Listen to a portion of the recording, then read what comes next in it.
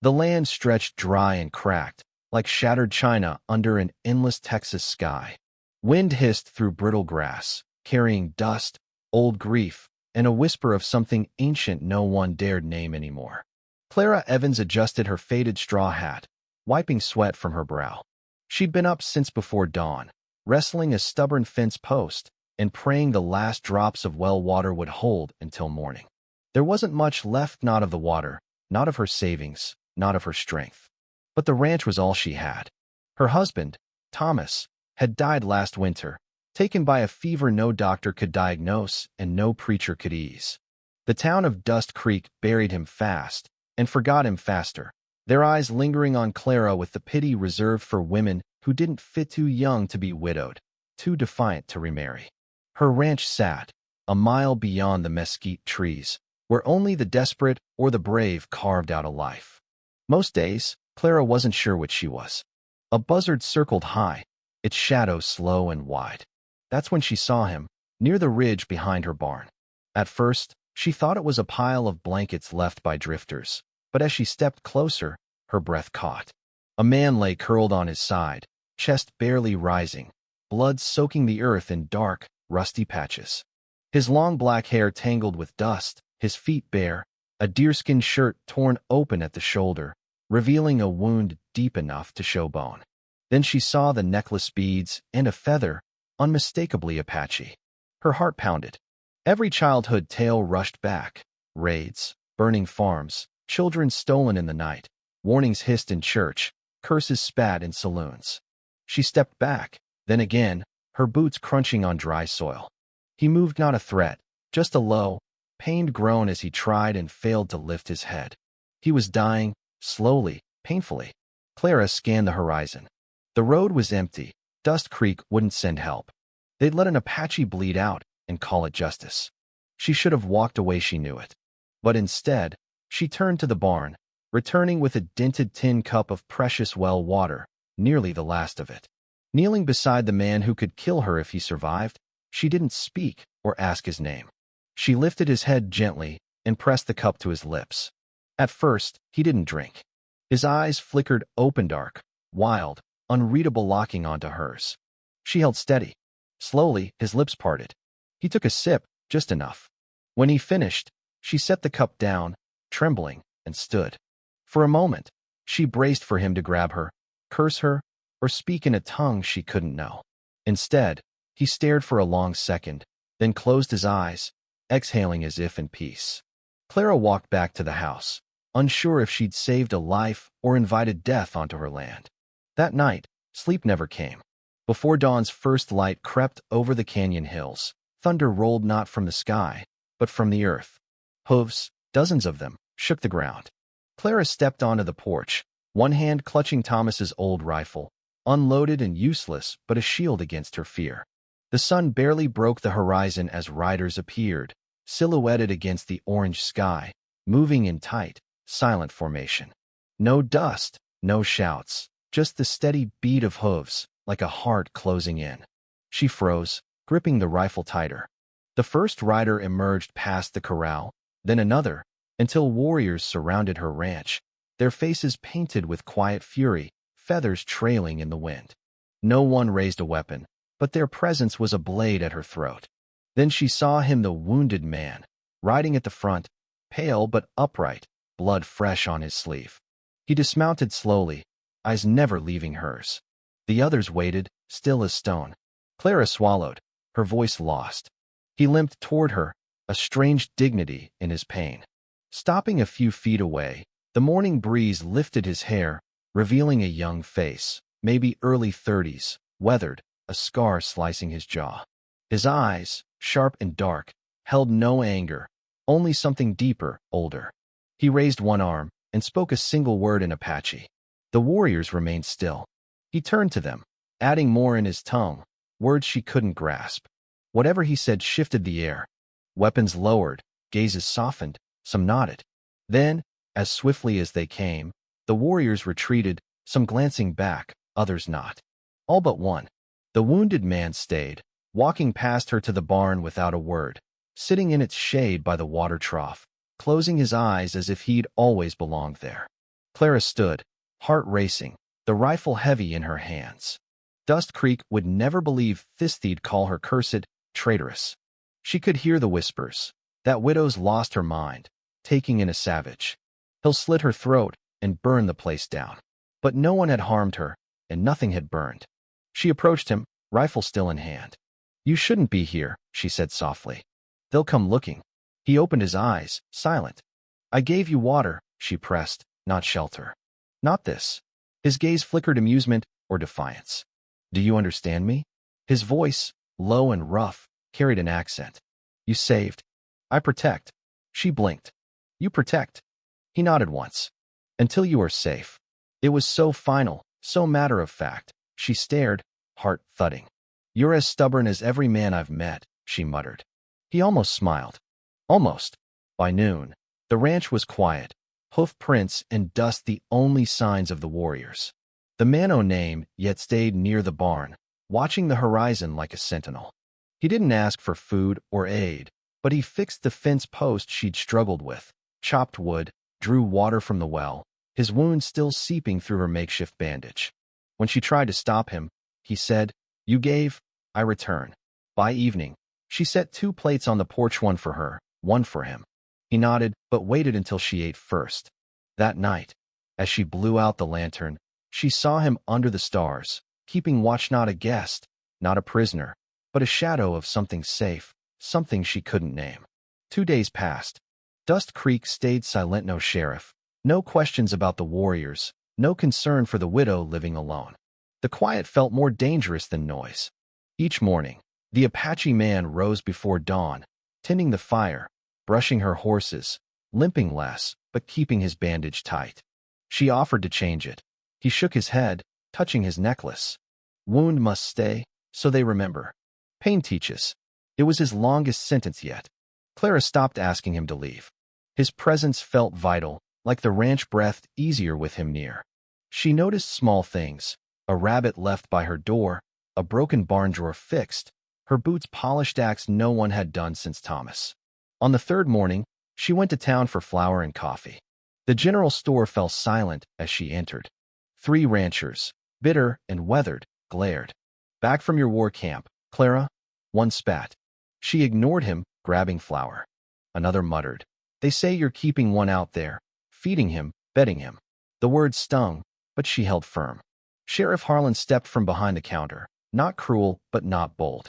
Miss Evans, we've had reports. Reports, she said flatly. Or gossip. His jaw tightened. Tensions are high. Folks don't take to harboring enemies. He's not an enemy. He was wounded. I gave him water. A rancher laughed. That's what you call it. Harlan raised a hand. Be careful, Clara. People are nervous. She left without coffee. That night, on the porch, arms crossed, she stared into the dusk. The warriors sat nearby, sharpening a knife with a stone. They think I'm a traitor, she said. He didn't look up. They think I'm sleeping with you. Silence. You're not going to say anything? He tilted his head. Words are smoke. She almost laughed. Easy for you to say. You're not the one they'll run out of town. He paused. You gave water to a dying man. That is not shame. That is root. She frowned. Root? He nodded.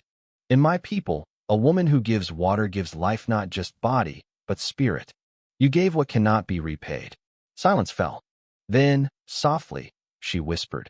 You speak like someone who's lost more than blood. His eyes darkened. He turned back to the blade. She didn't push. That night, a scream woke her, wood splintering, voices outside. She ran to the window. 5 men with lanterns and guns stormed the yard. One kicked the barn door open, shouting, You in there, red lover? Come out. Clara grabbed the rifle, useless but heavy, and stood in the doorway. A shadow moved fast, a blur of bone and blade. Screams, then silence. In moments, the yard was still. The Apache man stood near the fence, breathing hard, knife wet. 4 men moaned on the ground. The 5th fled. He turned to her. I stay. Until all danger sleeps. Shaken, heart racing, she nodded. For the first time since Thomas died, she didn't want to be alone. By morning, the men were gone. Clara didn't ask how none died despite the blood, but she sensed mercy or a message. Word spread. By midday, Sheriff Harlan rode up with 2 deputies, stopping short of her fence. She met him on the porch, hands trembling under her shawl. "Heard there was an attack," he said, hat off. "You all right?" "I'm alive," she said. He had the barn. Was it true? Were they after him? She didn't answer. "Clara, I can't protect you if you don't. I never asked you to," she snapped. A deputy spat. "She's hiding a savage." They were protecting the town. Clara stepped forward. "They broke into my home at night. You call that protection?" Harlan raised a hand, but the deputy's glare hardened. "Them Apaches turn on you fast." From behind the barn, the warrior appeared, unarmed, silent. The deputies reached for their guns. "Stand down," Harlan barked. The air thickened. The Apache man raised both hands, stepping back into shadow. Harlan looked at Clara. "Choose, Clara. The town or him." She didn't flinch. "I never asked for either." The sheriff left, heavy-hearted. The deputy rode off, eyes burning. That evening, by the fire, Clara hugged herself. "You shouldn't have shown yourself," she told him. "You're giving them reasons." He stirred the flames. "They don't need reasons, only excuses." She stared into the fire. "I thought this land was home. Now I'm not sure it was ever mine." His face softened in the firelight. "Home is not a place. It is a choice. And if I chose wrong," she whispered. He was quiet, then said, "Then we fight for it." The next day, the church doors shut as she approached. Mothers pulled children close. A preacher turned away. Outside the saloon, men hushed. One muttered, "Witch." Another threw a stone, bruising her shoulder. She didn't cry or stop. That night, a woven charm of straw and feathers appeared on her porch Apache protection. She looked into the dark, knowing he was near, watching not from duty but from something deeper, a thread tying them tighter with every threat. The wind howled, shutters rattling, lantern flickering. Clara lay awake, the stone's sting pulsing. They'd come again, she felt it. At midnight, boots creaked, the chicken coop slammed open, feathers flew, a torch sparked flames in the dry straw. Barefoot, rifle in hand, she ran outside. 4 masked men, one with a red-hot branding iron, another with rope. Leading them was Victor Slade, the rancher who owned half Dust Creek and hungered for the rest. Since Thomas died, he'd circled her land, offering help with strings. "I warned you, Clara," he called. "Keep savages, you'll lose more than chickens." Before she could answer, the barn doors burst open. The warrior Cale, she'd learned his name, walked out, calm, deliberate, a predator in motion. Slade raised his gun, but Cale was fast air a blur, a crunch of bone. The man with the iron screamed as it was twisted away. One masked man ran, another fought, and fell.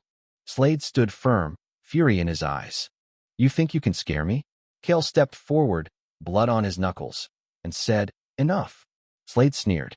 "You're lucky she's here, or I'd gut you." Clara stepped beside Cale, rifle shaking but aimed. "Try it, Victor. See what happens." Slade's sneer faltered. "You wouldn't shoot." "I don't have to," she said. "He spared you once."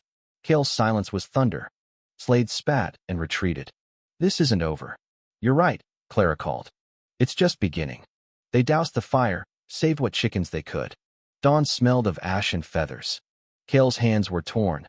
Clara wrapped them, sitting beside him as the sky turned orange.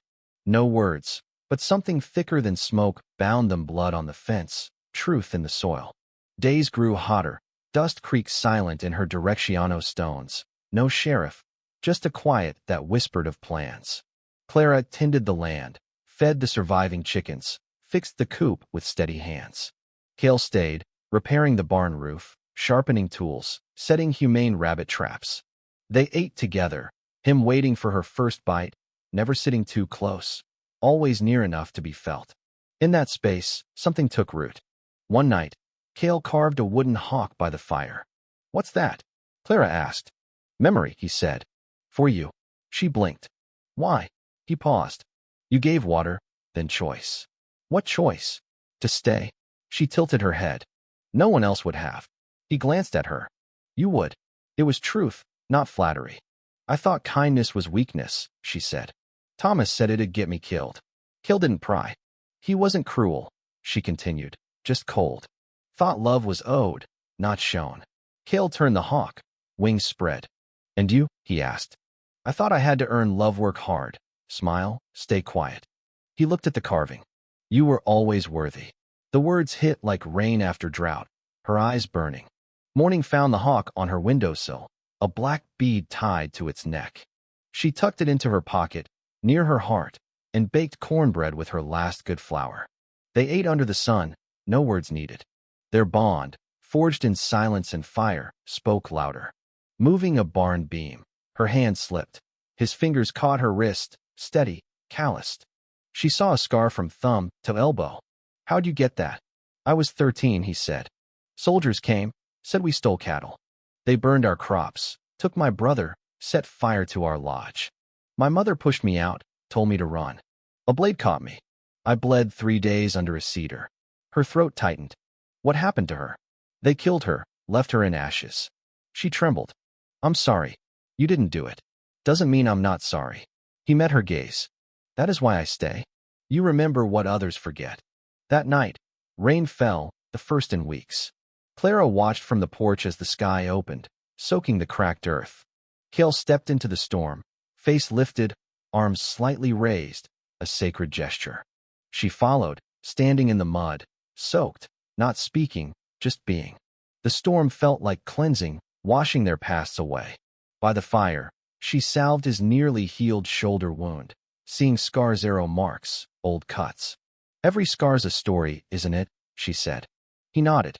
And every story leaves a mark. His eyes held hers.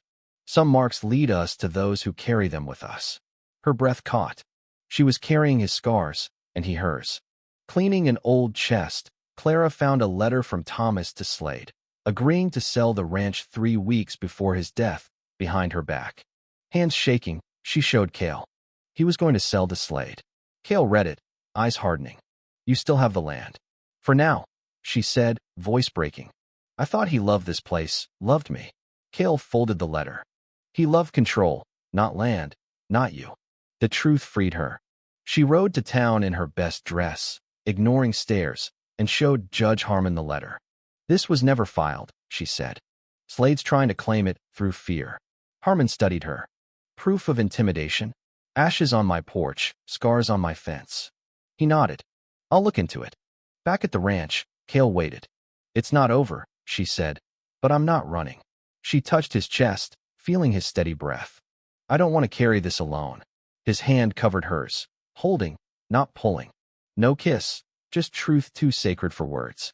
At dawn, they rode to town, past burned coops and bloodied fences. In the square, Slade stood smug, his men rough, Judge Harmon on the courthouse steps. Clara marched through the crowd. Judge, you looked into the deed. Harmon nodded, holding a folder. Slade never filed a contract. The letter proves intent, not completion. Slade's face darkened. We had a deal. From a dead man. Harmon said. You don't own the land. Slade drew a pistol. Gasps. Cale moved, knocking Slade's arm, the shot missing. He pinned Slade, knee on chest, hand on throat, silent. Harmon shouted, let him go. Clara nodded. Cale stood. Slade gasped, humiliated. No one helped him. Harmon handed Clara her deed. Yours, legally, permanently. She whispered, thank you. He glanced at Cale. Move farther out for safety. She nodded. That night, they sat under stars, coffee cups in hand, shoulders near. I thought I'd lose everything, she said. Cale looked at her. You found someone instead. Weeks passed, autumn cooling the land. Cale stayed, sleeping in the barn, his work part of the ranch's rhythm. Clara caught him staring at the well. What is it? Where it began, he said. I was ready to die. You gave me life. I didn't do much. You did everything. He gave her a necklace bone, turquoise, a raven feather, a wave-shaped stone. Water is spirit, memory, a bond, he said. This means you are not alone. If you choose. I choose, she said, eyes locked. Dust Creek's whispers faded. An old woman brought eggs. A child left flowers, kindness returning. Sheriff Harlan visited, hat off. Council's dropping it, he said. He glanced at Cale, mending a wheelbarrow. He leaving? Clara smiled. He has a place. That night, by the fire, she leaned against Cale's shoulder. Do you miss your life before? Yes, he said, but this is new. They listened to the well's soft shift, the wind, the silence now home. A cup of water had sparked a love no storm could break. built on two souls who chose each other in a land of dust and whispers.